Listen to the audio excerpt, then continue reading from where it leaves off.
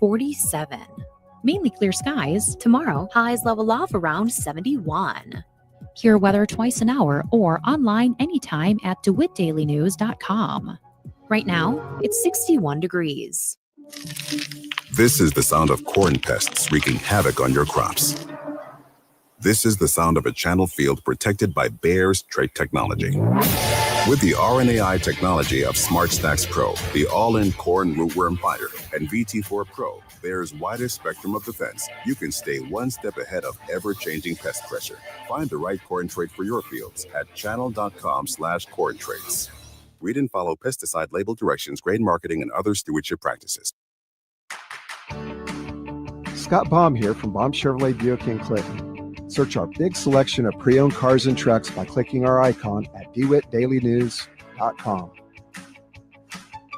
DeWittDailyNews.com is the area's leading local news source 24 hours a day, 7 days a week. Get the latest local news, obituaries, police blotter, weather forecast, and more with no paywall. Head to DeWittDailyNews.com to get the local information you need to know.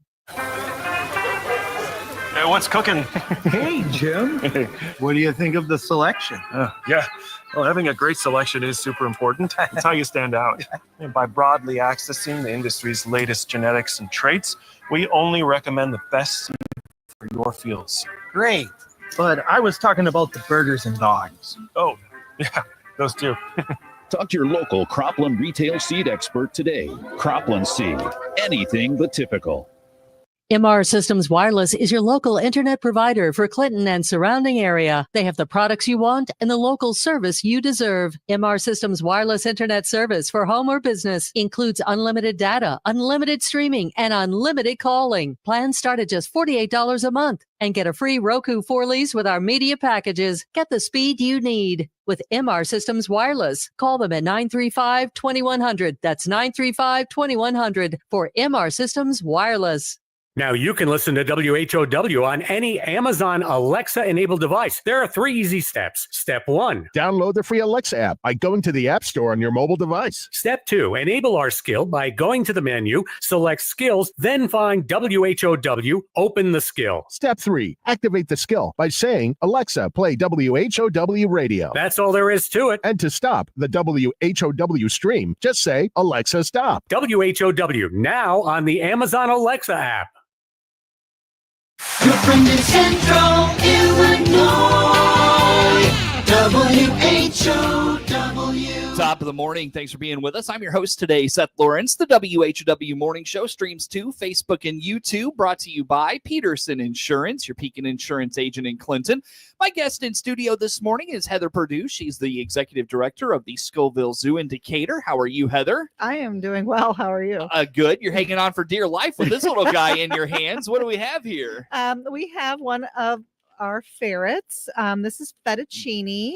And I did bring his brother Alfredo, who's in the crate, because obviously I could barely hold one. So holding 2 is going to be a little bit of a challenge. So he is all over the place. He really wants me to let him down just so he can roam around your studio here. Yeah. But I'm afraid he would get into all kinds of trouble doing that. Yeah, I appreciate that. So, well, we've got a couple of ferrets. So now ferrets, for the probably part of the mobile zoo at Scovill Zoo, yes. But obviously very common animal. How about ferrets? Yeah, we have ferrets are fun. I mean, obviously they can be very busy. They're usually most active early in the morning and in the evening hours.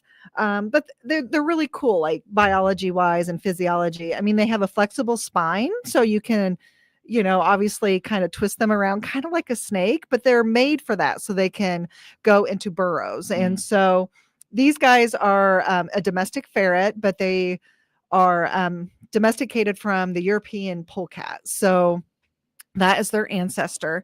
And these guys out in Europe would be living in the burrows, and they would eat lots of different rodents, rabbits, that sort of thing. They'll also eat bugs, lizards, anything they could pretty much get a hold of in those burrows. And they're well represented as far as in the wild, the European polecat. Mm-hmm. However, they are closely related to the black-footed ferret, which is a North American ferret. Mm-hmm. And and it actually looks quite a bit like these guys. They're a little bit lighter colored with some dark markings on their face and their feet, but they're an endangered species in North America. And the reason for that is their main diet are prairie dogs. So they would live in the prairie dog burrows out there in the Great Plains states. And, just due to human populations expanding, ranching, farming, a lot of those natural prairie dog towns have decreased as far as like in the amount and stuff. So once you take away those prairie dogs, you have the animals that also live in those burrows, like the black-footed ferret and the burrowing owl. You start to see a decline in their population as well. Okay, So, gotcha. so they're a good species that we can talk about.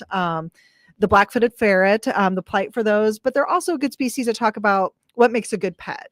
And so we do get calls all the time with people trying to find homes, like for their tortoises or parrots and animals like that. And again, we just ask people when they're looking at getting a new pet, to do the research before they get it. Like a ferret, they're somewhat long lived. They can live usually 5 to 10 years. So we've had them live at the zoo usually around 7 to 8. So you may have them for quite a while. These aren't like a hamster that are going to live, just a couple of years. They require a lot of space. You can see how busy they are. So space, where they have different shelves, tunnels where they can climb in.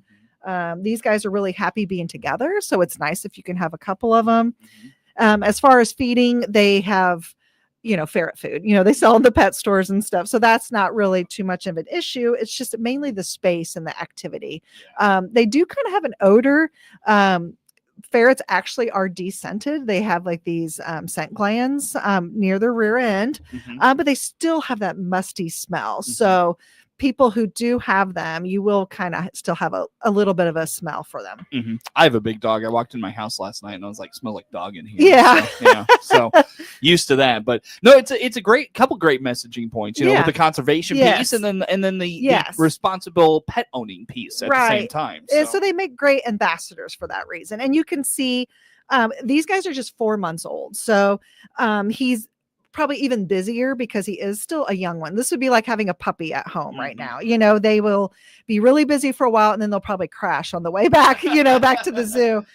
He's kind of putting his mouth on me. He's not biting down hard, but again, it's like a puppy mouthing you. He's exploring me right now, just using his teeth. And as long as he doesn't start biting down harder, we're all good. Yeah, sure. Very good. Very good. Well, yeah, good ambassador there. And I'll tell you, why don't you put him back in the kennel because he's really active. And his brother in here, who's lighter colored, is named Alfredo. Oh, that's right. We got to get to their names. I'm so sorry. I forgot about that. Fettuccine and Alfredo. Yeah. I mean, they're kind of named after noodles because they are so limp like a noodle when you hold them. And so that's what our keepers went with. Gotcha. So, yeah, that's cute. Names. Yeah. Now, how many ferrets does the zoo have? We just have the 2. You have the 2? Yeah. Okay. We had a couple older ones that we lost earlier this year, but they were older. So, they're around that 7 to 8 year mark. And, they just, adrenal gland disease is usually a common disease for older ferrets. And we treat that for a while with steroids and everything. But,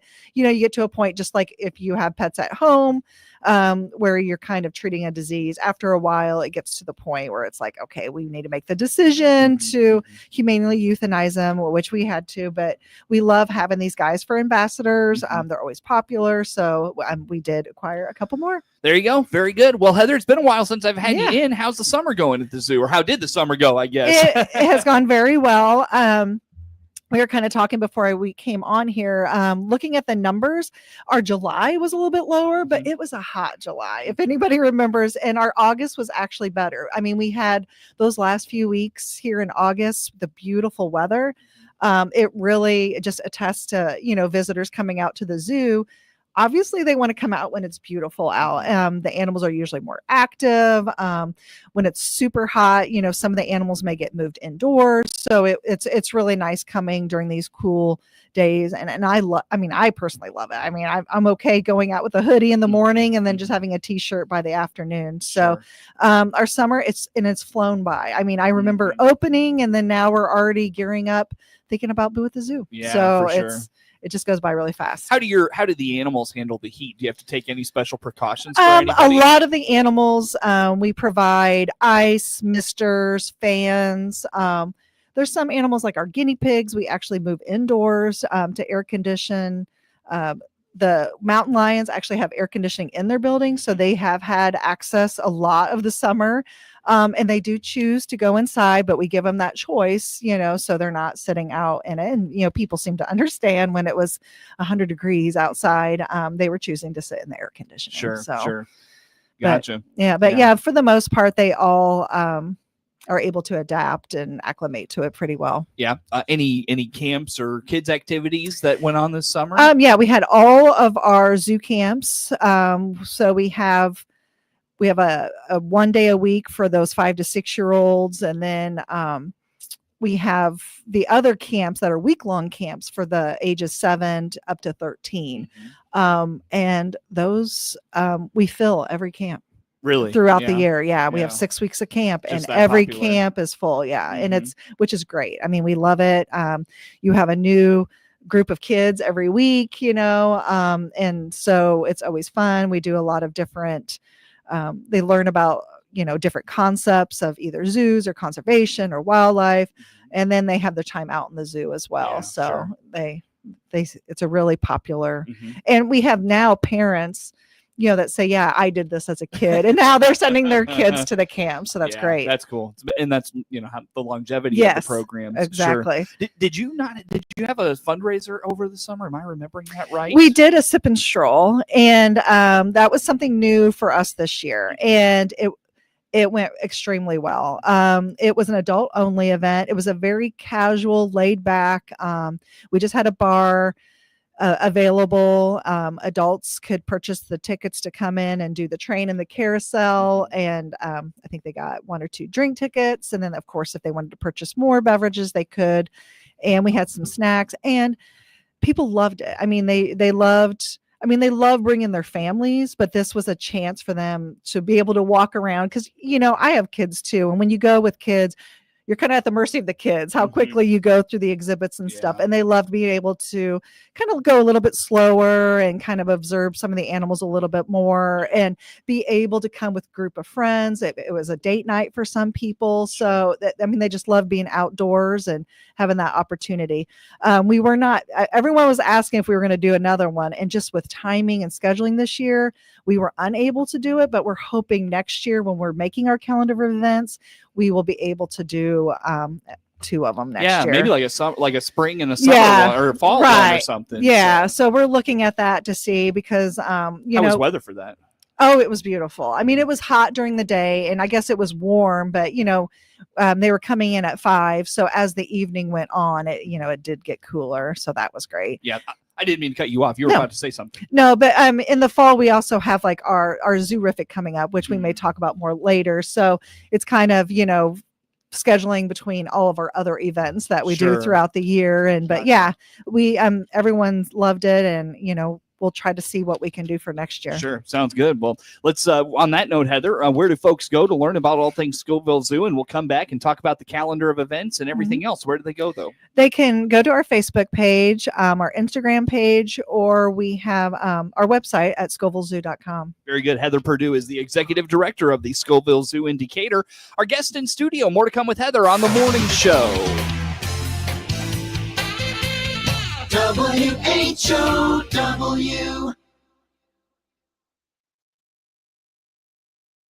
Are you tired of worrying about home maintenance and stairs? At Hickory Point Garden Homes in Forsyth, you don't have to. Enjoy independent living with no stairs, private duplexes with attached garage that are accessible, and worry-free maintenance, so you can finally do what you want to do. Simplify your life on a safe private campus for adults 55 and better. And here's the best part. It's half the cost of traditional independent living options. Hickory Point Garden Homes in Forsyth. Independent living done right. Find out more by clicking their icon at DeWittDailyNews.com. There's a reason WHOW is the Big 1520 across central Illinois. That's because anytime the sun is up, you can hear WHOW's big signal from Jacksonville to Peoria, from Pontiac to the Indiana state line, and to Charleston and Effingham. Anywhere you travel in central Illinois, take WHOW, the Big 1520, with you in your car, truck, or tractor. Just another reason why WHOW is Central Illinois' news, agriculture, and talk station. Baum Chevrolet Buick offers full transportation options while giving you peace of mind. This is Scott Baum from Baum Chevrolet Buick here in Clinton. This is what we do every day. We listen to you, give you options for routine maintenance, major mechanical problems, or collision repairs with a staff that's knowledgeable to find the best option for you. Baum Chevrolet Buick, your full-service dealer. See us at BaumChevyBuick.com right from the start. DeWittDailyNews.com is the area's leading local news source 24 hours a day, 7 days a week. Get the latest local news, obituaries, police blotter, weather forecast, and more with no paywall. Head to DeWittDailyNews.com to get the local information you need to know. Netflix buffering, YouTube spinning, devices not connecting, Zoom calls dropping. Ugh, it's frustrating. Let's end your frustration by signing up for fiber internet in Clinton. Click the Connexus icon at DeWittDailyNews.com. Your friend in Central Illinois, WHOW. Once again, good morning. Thanks for being with us. I'm your host today, Seth Lawrence. The WHOW Morning Show streams to Facebook and YouTube, brought to you by Peterson Insurance, your Pekin Insurance agent in Clinton. Again, Heather Purdeu, Executive Director of the Scovill Zoo in Decatur, our guest in studio, and a busy September coming up. Heather, what's on the calendar at the zoo? It is a busy September. So I know kids are back in school, but we do have a few events coming up. So this Sunday is Grandparents' Day. It's always a popular event for us, but on that Sunday, the 7th here, grandparents get in for free at the zoo. So they are welcome, bring those kiddos, or just come with themselves or their adult children, and they get in for free. And then between 1 and 4 p.m., we do some fun outdoor games, and we do a cakewalk, which is always so popular. Last year was kind of my first year helping run that, and I had kids stay there from 1 to 4 until they won that cupcake. Yeah, I think the grandparents were even, saying, I will take you to Kroger and buy you a cupcake. But no, they wanted to win the cupcake. Yeah, so we're going to do a little bit, some more cupcakes or cakewalks this year, and just some other outdoor games. So that's always fun. Yeah. We have our Zoo Buddies class for this month is on Tuesday. So we do still have some room for that 10 o'clock session. It's an hour-long session for kids 3 to 5 years old. The theme for this month are mountain lions. So you'll come in. Lizzie is our education coordinator, and she does a great job with that. They'll do a craft, they'll read a book, they'll learn a little bit about mountain lions, and then they'll go out to the habitat, of course, and see our mountain lions. How they doing? Oh, they're doing well. Yeah.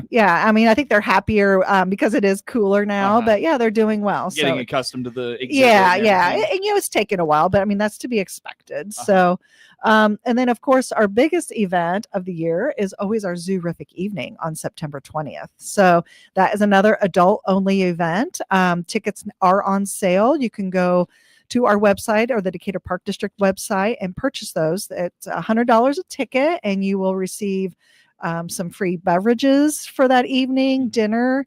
And then we have some animal encounters that we only do during this event. Cool. And then plus training carousel. Yeah, nice. Very good. So that'll be a good one. That's a fundraiser, correct? Yeah, it is a fundraiser. And they'll have silent and a live auction during it. It's always fun. Mm-hmm. So even if you get a group of friends, you guys want to come out and support the zoo, it's always fun to see the zoo in the evenings. It's cooler during that time. Sure. We have lights. And it's the theme is an evening in paradise. So maybe probably not going to get the cheetahs or the mountain lions out. No, but we will do some demonstrations, some trainings. Our keepers will do some chats with the mountain lions and the cheetahs. Cool. Actually, there you go. Yeah, very good, very good. Is that fundraising for anything specific this year? I don't know if they're still Following up on the alligator exhibit, we are actually meeting with the architects again, I think on Tuesday. So they are definitely getting that ball rolling.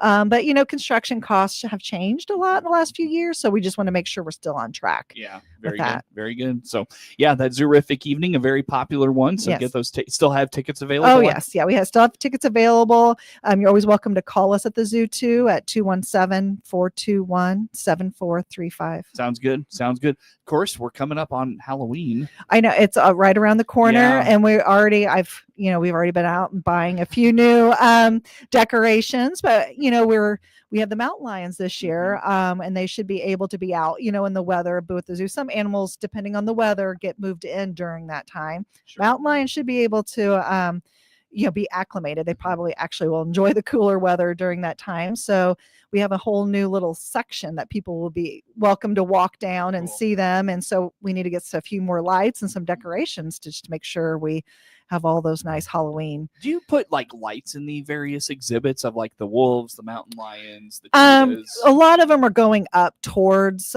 we have our paths. So there's, the 10 treat stations set up. And a lot of the decorations are just not necessarily in the exhibits, but like on the outside and kind of the I don't want to say dead space, in between the exhibits.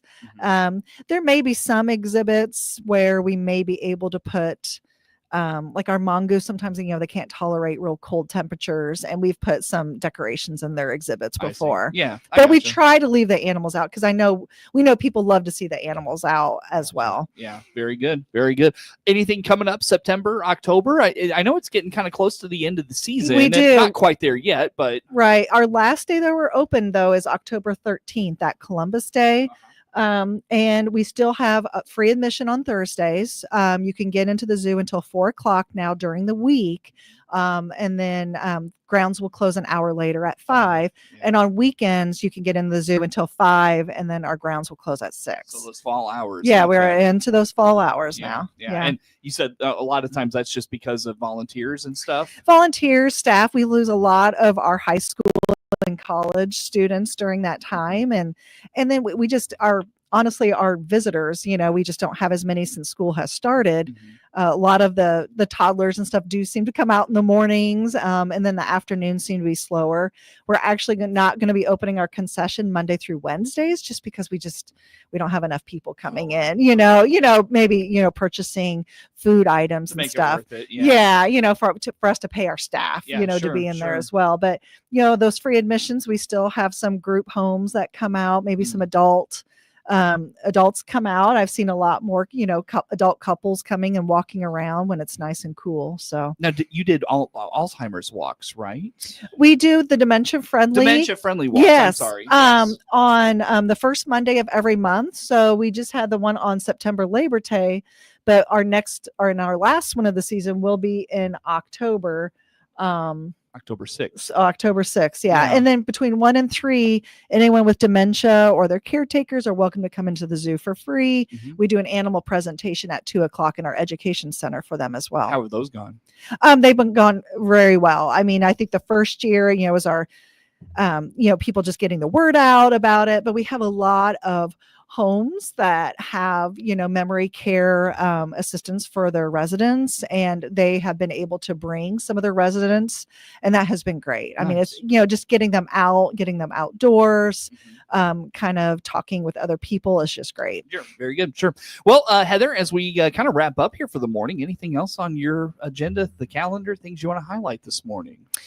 No, we just, we hope to see you on the 7th. Again, it's usually a very popular day. The weather's supposed to be beautiful this weekend. And then Zoorific evening. I mean, I can't plug that one enough. It's a lot of fun. If you've never been, look at our website. And again, I know like the ticket price, again, it's a fundraiser, but you do get dinner, you get drinks, and, you might be feeding camels. You might, hearing our keepers talk about the cheetahs and the mountain lions. Maybe you'll be able to feed some doves. So there's a lot of different aspects of that you don't get sometimes at other fundraisers. So this is kind of a unique opportunity for everyone. Yeah. Very good. Well, on that note, what is the website? What's the phone number and the ways to follow Scovill Zoo? Yeah, you can follow us on our Facebook page, our Instagram page, and scovillzoo.com. And then you can always give us a call at 217-421-7435. Sure. Well, Heather, always good to see you. Thanks for coming out and Thank for bringing you. these squirrely little animals with you. I know they're still squirreling around in their they're fighting a little bit. That's cute. Yeah, they're playing with each other. Very good. Heather Purdeu, Executive Director of the Scovill Zoo in Decatur, our guest in studio here this morning. The morning show streams to Facebook and YouTube, brought to you by Peterson Insurance. WHOW.